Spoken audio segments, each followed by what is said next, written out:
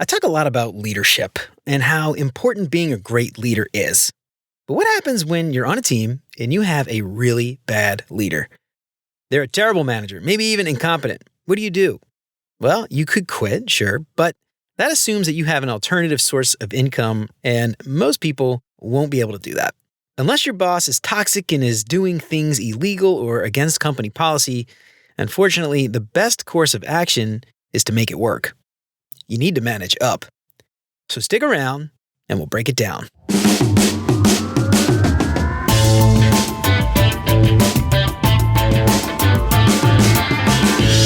What's up, UX fam? How's your mom and them? Welcome to another episode of Beyond UX Design. I'm Jeremy. If you're new here, welcome to the show. I am super stoked to have you. And if you haven't done it already, please consider subscribing to the show wherever you listen to podcasts. And if you are a regular here and you feel like you're getting something out of the show, I would really appreciate you leaving a 5-star review. That'll help me out way more than you can imagine. And I want to give a shout out to Megan, our newest patron. Megan, thank you so much for your support. I can't tell you how much it means to me to have you supporting the show every single month. Thank you so much. If you don't follow Megan Thomas on LinkedIn, please do that. And make sure you check out Megan's UX Social Club. She's doing some really awesome stuff over there. So Megan, thank you so much again. I really do appreciate your support. And as always, thanks so much to Chris, Siraquan, Stacy, and Radu for their support. That means so much.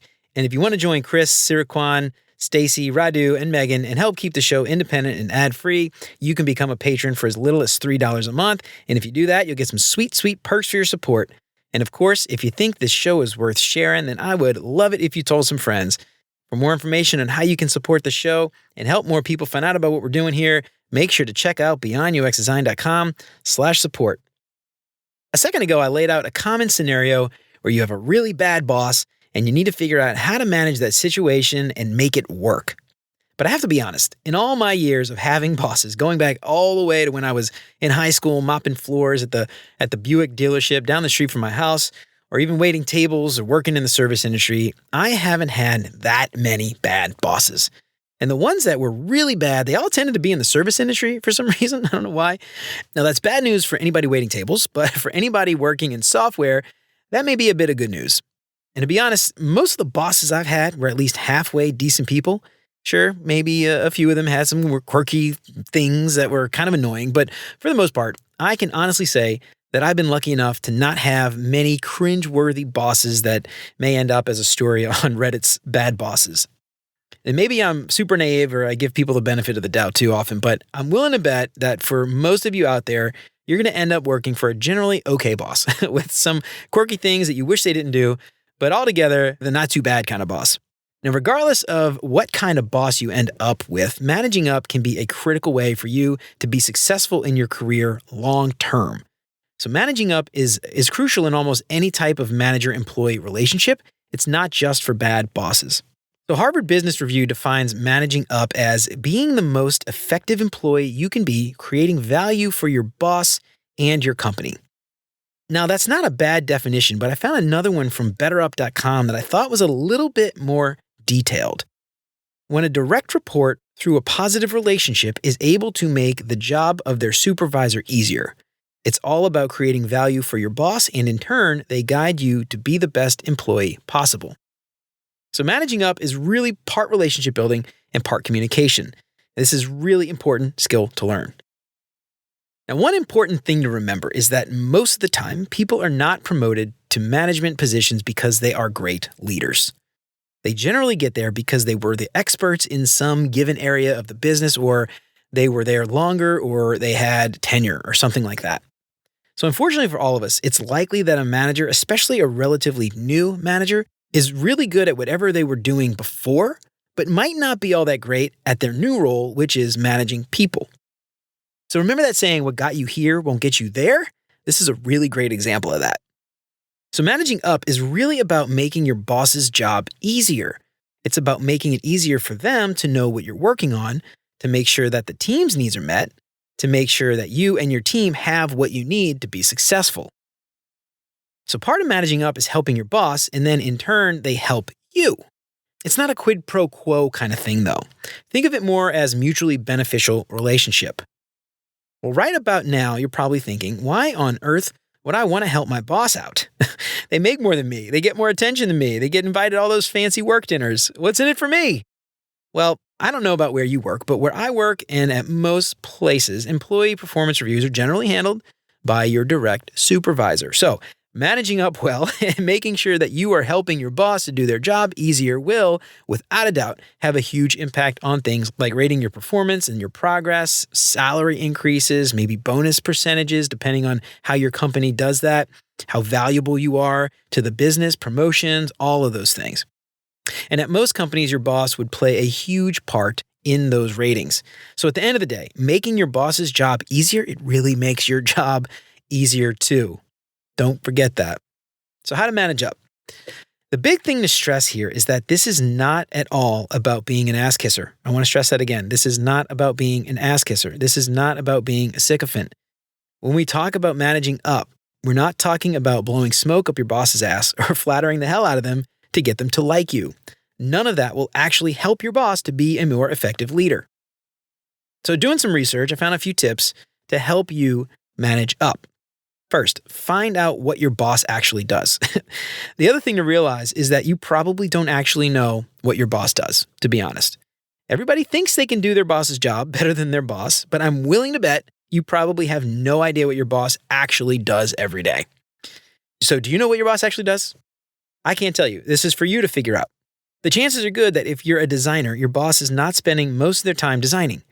They're likely in resource meetings. They're probably trying to figure out budgets, high-level timelines, maybe overall priorities.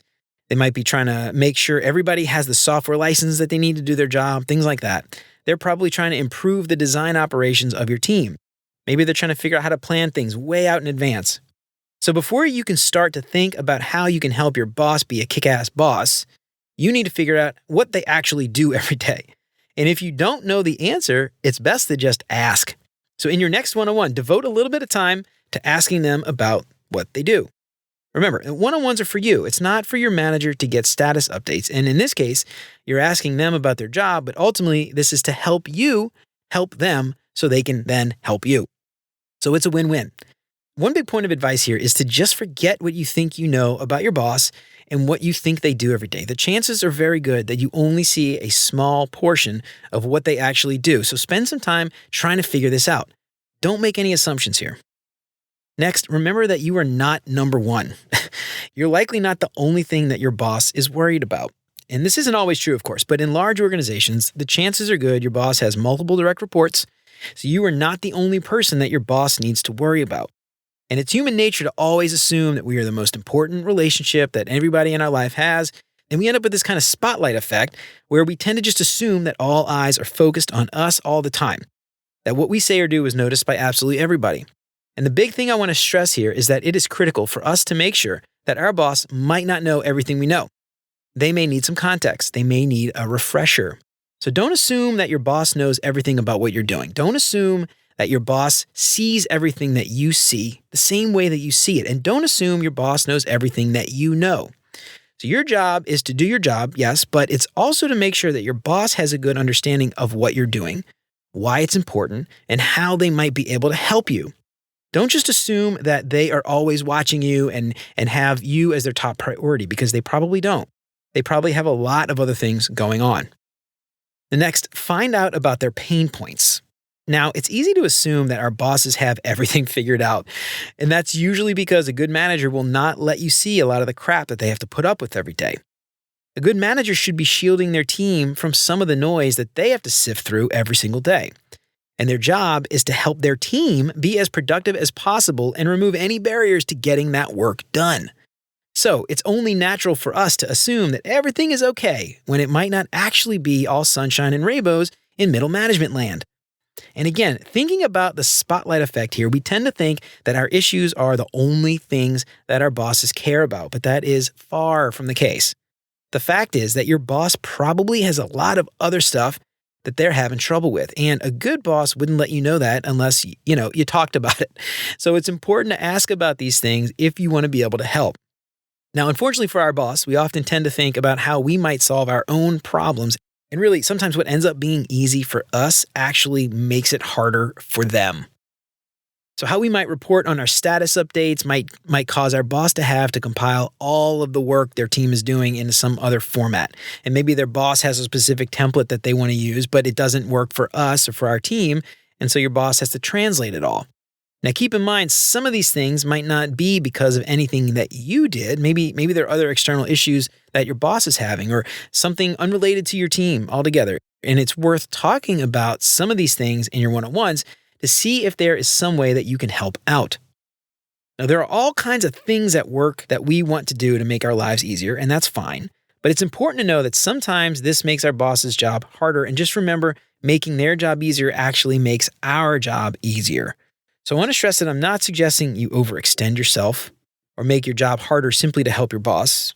Please don't sacrifice yourself. Your boss's job is to help make your workday more efficient. But just remember that there might be ways that you can alleviate some stress from your boss by just changing up some of the things that you do every day. And remember, the end goal is to figure out what you can do to help your boss help you down the road. All right, next, embrace different communication styles. So everybody has different communication styles. So the chances are good that you and your boss are different in the way that you like to communicate. Maybe they like bullet lists. Maybe you like tons of data. Maybe it's the opposite. So setting expectations about your communication style is critical to making sure that you're on the same page with your boss. Let them know the best way to communicate with you, and then let them know how you like to communicate, right? And ask them the same thing. Because the last thing you want to do is send a long email with all the information they need, only for them to read the first line. Or maybe you like to keep it short and sweet, but they like to have all the information and process it themselves. So they should read the whole email if it's long, or ask if the email is short maybe.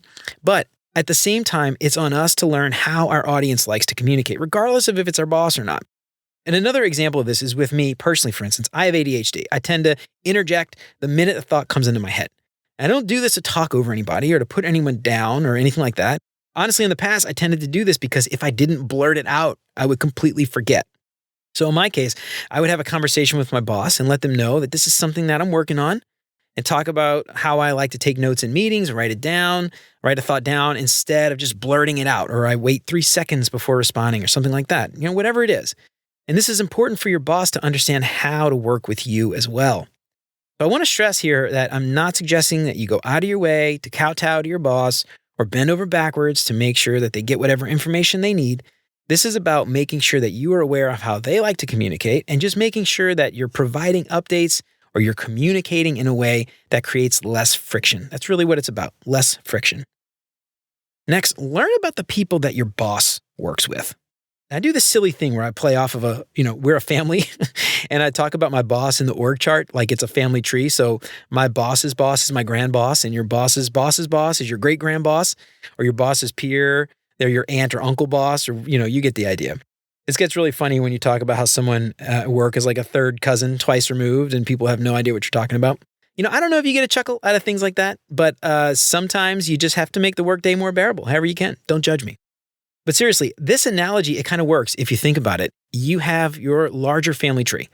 Then you have your immediate family, your close family, and you're probably more immediately concerned about your brothers and your sisters and your parents or guardians than you do about your great uncle or your third cousin. Now, you may enjoy seeing your cousins on special occasions, but you're probably not super concerned with what they're up to every weekend. And it's not too different from your org chart if you can stretch your brain enough. So you have your peers and your boss has their peers and their boss, and they're an immediate family, right? Above your immediate family. So your boss cares about their peers and their boss, even though you don't really have to think about them. But your boss's immediate family has its own dynamic, its own concerns, its own way of working maybe. So it would help to understand these people a little bit better so that you can better empathize with your boss. Now, maybe you're not having regular one-on-ones with these people if you're even having them at all, but it wouldn't hurt to understand that group and what their incentives are, right? What their pain points are, what are their priorities, what are their challenges, so that you can help your boss be a better direct report to their boss and their immediate quote-unquote family. All right, so before we wrap this up, I want to go over a few managing up do's and don'ts. First, some don'ts. Don't become an ass kisser, please. This is not at all about kissing your boss's ass or becoming a yes man. It's not about doing whatever the boss wants. It isn't about being a people pleaser. Don't agree just to agree. Instead, be authentic, be yourself, push back when necessary, absolutely. And remember that this is about understanding what your boss needs to be successful. It's not about delivering your work in a way that causes less friction for them. It's about helping them so they are better equipped to help you. Don't turn this into office politics. The point of all of this is not to manipulate the situation to your advantage. It's not to play sides off of each other. You obviously need to be aware of some office politics in general, but you're not playing politics. Don't simply tell your boss whatever they want to hear or avoid telling them what they don't want to hear. That's just as bad. It's not about flattery. And remember, this is all about authenticity when it comes to working with your team and about doing the right thing for your company, your boss, and yourself. Next, don't play games. It's not about playing a bunch of games. There are no winners. There's no losers. You're not going out trying to find problems simply so you can fix them, or you're seen as the one to fix them, or even worse, creating problems that only you can fix so that you can become the hero. Remember, the game of life, it's all about bringing everybody up with us. It's not to take anyone down. This is an infinite game. Don't add more work to your plate. So don't try to take on more work simply to help your boss. Now, doing this might actually end up making more trouble for everybody if you end up taking on too much work, or you end up taking on work that you didn't really understand in the first place or you weren't adequately prepared to do. So adding more work to your own plate simply to help your boss, it might backfire on you completely if you're not careful, especially if you do a good job, because then they may keep coming to you over and over and over again, which will only make your job harder. So remember, the point of this is to help your boss so they can help you. It's not simply to help your boss. All right, next, don't overstep your boundaries. It may be tempting to try to go out of your way to help other coworkers manage up too, but don't overstep your boundaries here. Stay in your lane. Your peers are adults and they can work however they want. It's not your job to manage how your peers work with their boss. Now, you're not being helpful to anybody if you try to do this. Remember that this kind of stuff is likely to just cause your boss more headaches, and it's not worth doing this, honestly. Really, just mind your own business. So the last thing to mention today is don't let your boss get caught off guard. Don't wait until the last minute to tell them something important. Don't wait until a day or two before a big deadline to let them know whatever you're working on won't be finished. Remember to keep your boss up to date on milestones. Let them know bad news early so they can plan around it, right? They can plan around bad news. They can't plan around no news. Keep them updated and think about the communication style and ways that works best for them. But also remember not to overburden yourself with this either. That's also very important. One of the biggest bits of advice that I can give you is to make sure, above anything else, that you are doing your job well. The best way to help your boss is to actually do your job well enough so that they don't have to worry about you. Let them focus on the other important things and not have to worry about whether or not they can trust you to do your job. All that other stuff that we talked about here today is just icing on the cake, the cherry on the top. You can't effectively manage up if you can't actually do your job. Just remember that. Well, all right, y'all. I think that's it for me for today. I hope to help to give you a little bit of insights into managing up. What do you think? Have you tried any of these tips? Have they worked for you? Have you had a better experience since you started managing up? Let me know what you think on LinkedIn or shoot me an email at hello@beyonduxdesign.com. I'd love to hear from you. And if you like what you heard today, don't forget to subscribe wherever you listen to podcasts. And if you feel like you're getting something out of the show, I would really appreciate it if you left a 5-star review. That would help me out way more than you can imagine. And if you know somebody who might find any of this stuff useful, why don't you tell them about it? That'd be fantastic. And if you want to help keep the show independent and ad-free, check out those Patreon sponsorship packages at beyonduxdesign.com/support. You can join Chris, Siraquan, Stacy, Radu, and Megan by supporting the show for as little as $3 a month. And there are some sweet perks like a badass holographic Beyond UX Design sticker. You can get a shout out on the show every week. There's even a package to meet with me for 30 minutes every month. And don't forget to sign up for the newsletter and check out all the past episodes at beyonduxdesign.com. I hope you keep coming back for more great UX tips from Beyond UX Design. And until next time, remember, you're more than a designer because there's more to UX than design. I'll see you around. Take care, y'all.